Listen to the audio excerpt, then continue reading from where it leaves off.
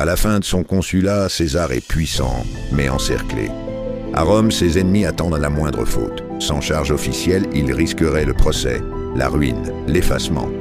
Alors César obtient ce qu'il lui faut, le droit légal de gouverner des provinces clés, la Gaule cisalpine, la Gaule transalpine, et l'Illyrie, un commandement long, des légions, et surtout, le temps. En réalité, il s'éloigne de Rome pour survivre. À peine arrivé, une crise éclate. Les Helvètes quittent leur terre. Des dizaines de milliers d'hommes, de femmes, d'enfants, des chariots, des troupeaux, des villages entiers en mouvement. Leur marche menace toute la Gaule et traverse les zones que Rome prétend contrôler. César bloque leur passage. Il ne négocie pas longtemps. Il attaque. Les combats sont brutaux. Les Helvètes sont encerclés, écrasés, dispersés. Ceux qui survivent sont contraints de rentrer chez eux sur ordre de César. Le message est clair.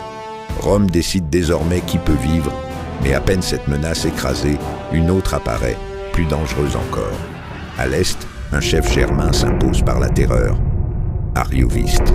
Il a vu la faiblesse des peuples gaulois, il a pris des terres, des tribus, et surtout, des otages, des familles entières retenues pour soumettre les chefs.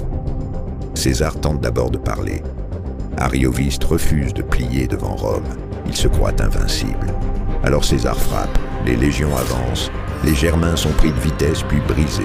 La fuite devient une déroute. En quelques mois, César n'est plus seulement un gouverneur, il est devenu l'homme fort de la Gaule. À Rome, on applaudit. Mais déjà, certains murmurent « César va trop loin ». En Gaule, le silence s'installe.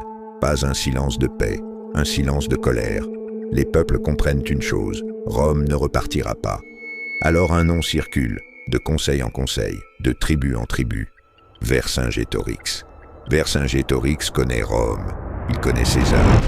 Il sait que Rome gagne par la discipline, par la vitesse, par le ravitaillement. Alors il impose une stratégie radicale. Brûler les récoltes, détruire les villages, couper les routes, affamer les légions sans livrer bataille. La Gaule souffre, mais elle obéit. À Gergovie, Vercingétorix choisit le terrain, un plateau escarpé, des accès étroits, des hauteurs imprenables. César observe, puis ordonne une attaque limitée destinée à tester les défenses. Mais l'ordre est mal compris. Les légions montent trop haut, la formation se brise, les pentes les épuisent. Depuis les hauteurs, les Gaulois contre-attaquent. Les projectiles pleuvent, les ordres se perdent. César est contraint de sonner la retraite. Près de 700 Romains restent au sol.